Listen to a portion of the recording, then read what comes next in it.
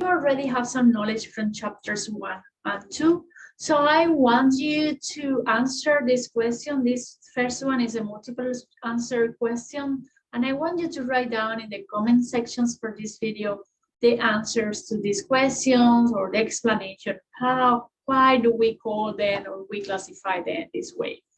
For example, what type of nutrients proteins are? There is more than one question, more answer here. So please write down the answers and explain why. Why do you say that the proteins are one of these type of nutrients? The second question I want you to answer is, what is the calorie content for proteins? Or in other words, how many calories do we get per every gram of proteins? In today's class, we will describe the structure of proteins and the building blocks of the proteins amino acids. We also will talk very briefly about how do we digest and absorb proteins, about what happens once we absorb the amino acids. We won't cover too much about metabolism. This is chapter 8. But we will see what happens once we get amino acids from proteins. Also the functions of the proteins, and we will talk about the best sources of proteins. And then only mentioning the health consequences of consuming too little or too much proteins. Let's talk about what are the characteristics of protein. So first slide here, I will share with you the answer now. I want you to tell me what type of nutrients proteins are. And just to start learning the structure of proteins, the first thing we have to know is that proteins are polymers. So we will have a large chain in which every bit, like in a Pandora jewelry, we can have bits, and every bit here would be an amino acid. So amino acids are building blocks of proteins. Sometimes in the book or in some websites, you will see that we refer also to peptides. Peptides are shorter chains. So when it's shorter than 50 amino acids, we refer to this as a peptide.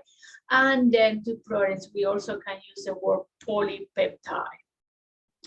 Every amino acid will have this kind of a structure in which we have a central carbon, also known as the alpha carbon, forming four bonds. Two of these bonds are with these chemical groups. An amino group, it means a nitrogen with two hydrogens. So this group, by the way, don't be confused if you see this group as NH2, it means nitrogen with two hydrogens. Sometimes you will see NH3 with a plus symbol. This is something related to the chemistry of this group, and we will go into that level of detail, but this is an amino group. Toward the other side, we will have the carboxylic acid group. It means the same that we saw in fatty acids. And that's the reason why we call amino acids this way, amino group and then the acid. All amino acids, no matter how long this polymer of protein is, will have this structure. But what makes them different is that each amino acid can have a different side chain, also known as the R chain. Let's see some examples. You can see amino acids like this one, in with the R chain is just another hydrogen. You can see shorter groups like CH3, the methyl group, but we can have larger chains like this one, and in some cases you can have also structures with rings. And these differences in between the amino acids is what makes each amino acid different and also influences their structure. Some of them, for example, will be able to interact with water, so they are hydrophilic because they have similar groups like the OH group here. Some of them will be hydrophobic. It means they tend to avoid water.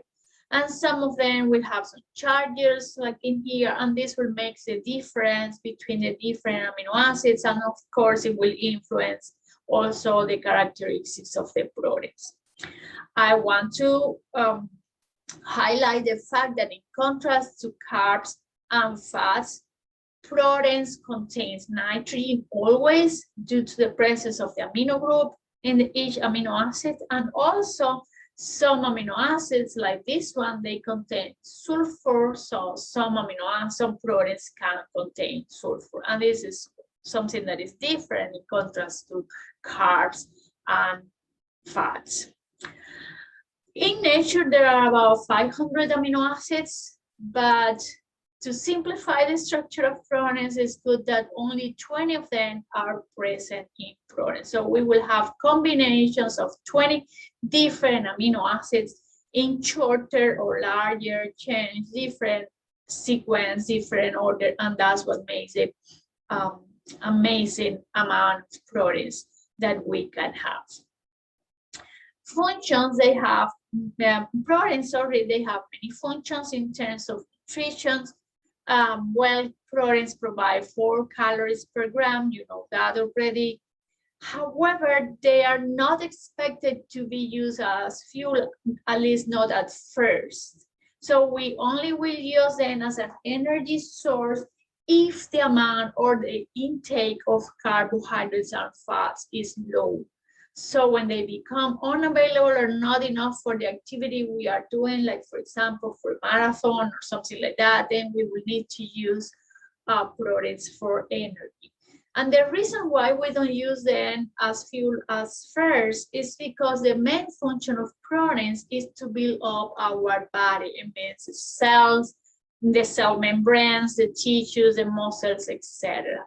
So the main function of proteins, and that's what is this square here, is what we call protein turnover. We will get all proteins from our diets. We will destroy the bonds between amino acids to get the free amino acids. And then we will use these amino acids when we absorb them to make our proteins. So protein turnover is the main function of proteins. And why do we need to make our own proteins? Well, because proteins are everywhere. Every single function or process in our body will require the action of proteins.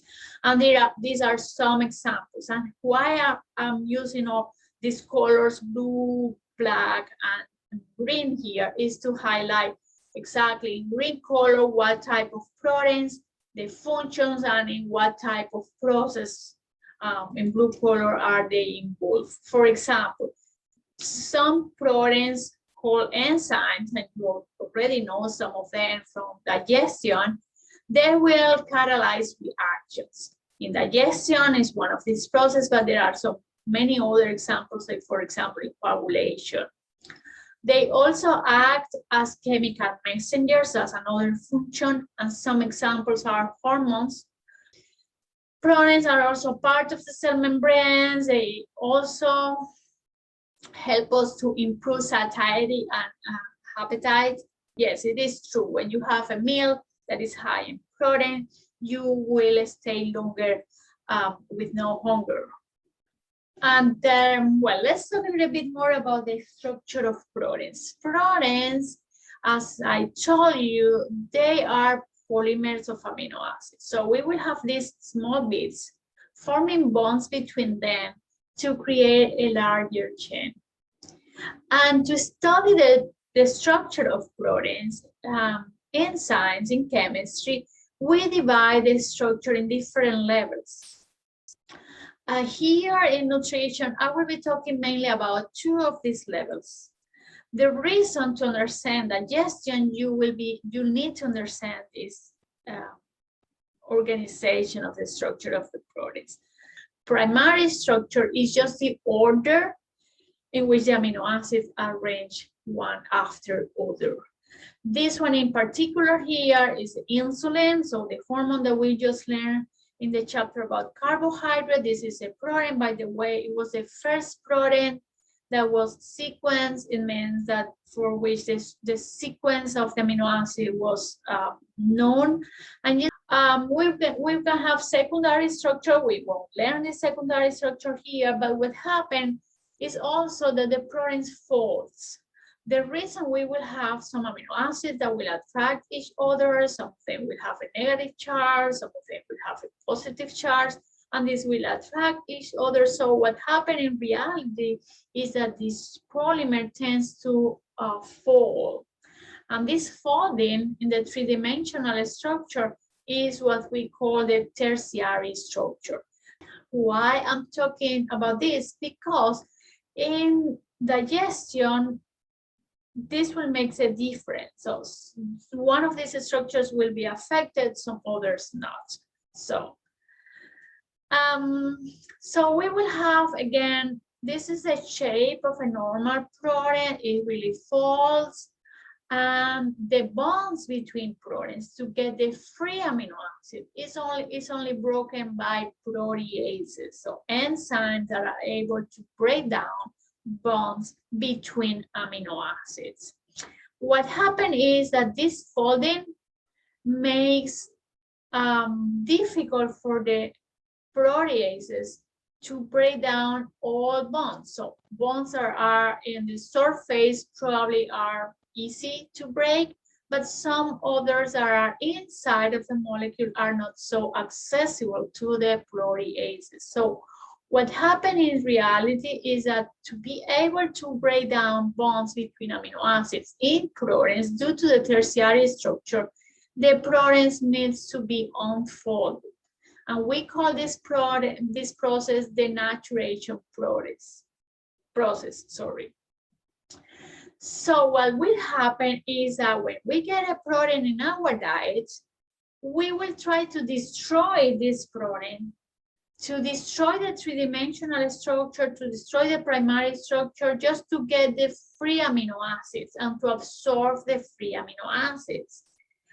This is done by enzymes, but we won't be able to do it unless this folding is first destroyed.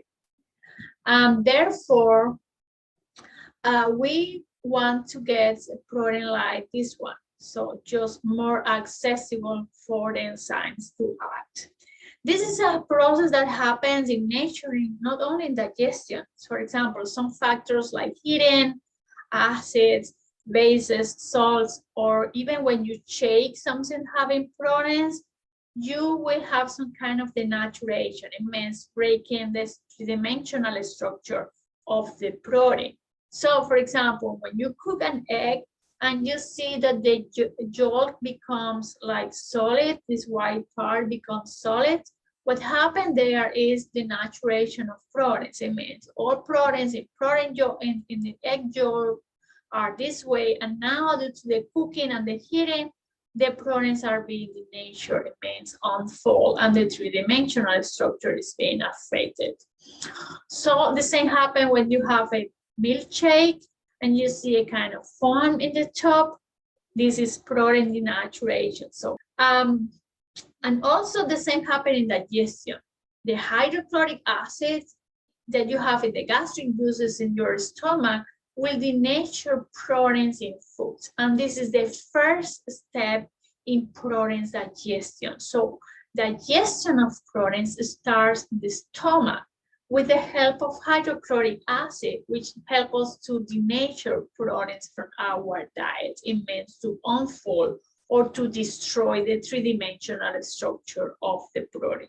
I call your attention that this process does not affect the primary structure. It's only the folding, the tertiary structure, which is being affected. And then proteases are the one that really destroy the primary structure. It means the proteases break down bonds between amino acids so that we can get shorter fragments, and eventually we will get the free amino acids. Hydrochloric acid in the stomach, by the way, in addition to help us to denature proteins from our diets, activates pepsin, which is the first protease in the digestion of proteins. We have a larger molecule called pepsinogen, and then hydrochloric acids makes pepsinogen or converts pepsinogen into pepsin, and it's pepsin the first protease. So digestion of proteins starts in the stomach. Let's talk about this digestion and absorption of proteins. First, in the mouth, we do not have any protease in saliva, so there is no digestion of proteins in our mouth, and it's in the stomach where chemical digestion starts. As I told you, hydrochloric acid denatures proteins. So we will have the folded structure or the structure with a three-dimensional shape, and then we will unfold this, giving access to the enzymes. And pepsin, which is also activated by hydrochloric acids, will break down the polypeptide chain into smaller peptides. And this, again, this pepsin is activated from pepsinogen with the help of hydrochloric acid. So we will have smaller peptides. These peptides will go to the small intestine, and then in the small intestine, we will have a set of enzymes coming from the pancreas, so pancreatic enzymes, that will help us to break down these into dipeptides or tripeptides until we get free amino acids. And these free amino acids is what we absorb through the enterocytes or the cells in the villi. And then you see here the single bits, they enter our circulatory system, and then they are first transported to the liver. In the liver, we will use, or the liver will decide how to use amino acids depending on our needs. We will have an amino acid pool, and then the main function is protein turnover. So we will constantly be breaking down bonds to release the free amino acids and to use these amino acids later for protein synthesis or the synthesis of other compounds that we need. If we force our body to do something different, then amino acids can be used, for example, to obtain energy. We also, if we don't get enough glucose, we also can use some amino acids to produce glucose, and that's what we call gluconeogenesis. And if we are getting too much proteins, in addition to too much of other nutrients, it means an excess of calories in general, more than what we need, and more proteins than what we need for the functions of proteins, then we will convert proteins or amino acids to triglycerides or fat cells. And and that's it.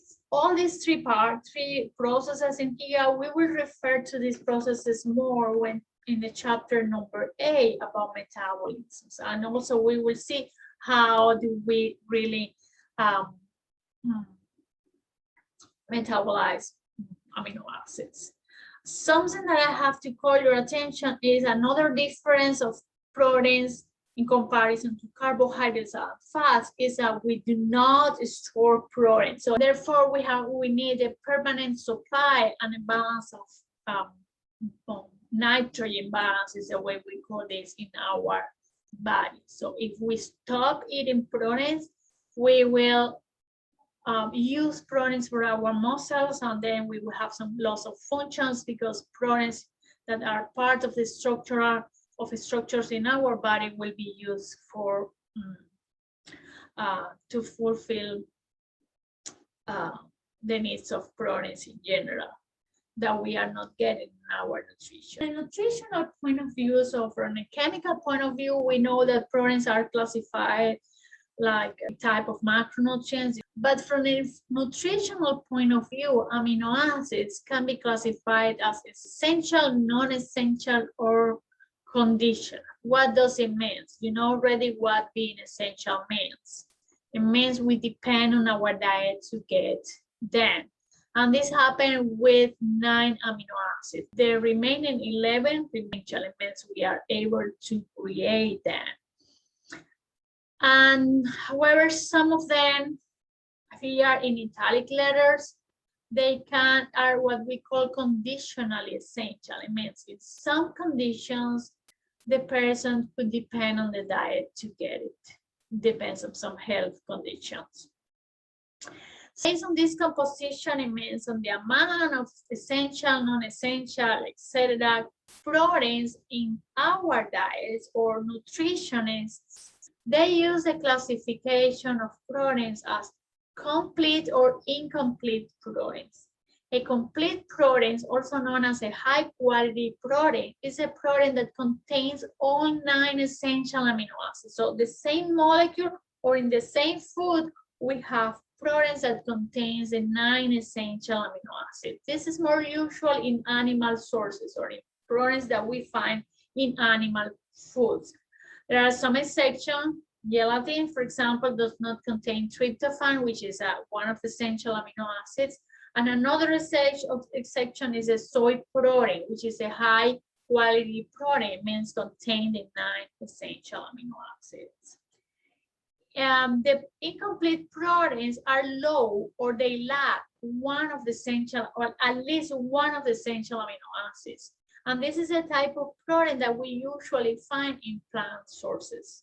Some people could be thinking, okay, well, but if I go into a vegan diet, I will have issues because then I will be getting mainly incomplete proteins. And at one point, this is true, this could be true, but this is something that you can avoid, because if you have some kind of diversity in your diet, then you have more chances to get all type of proteins. For example, if you combine rice and beans, then rice is low in lysine, which is one of the essential amino acids, and is high in methionine. And however, beans are high in lysine. So you are getting less lysine by combining two different plant foods. Also, as I told you, soy protein is a high quality protein, so it's a complete protein.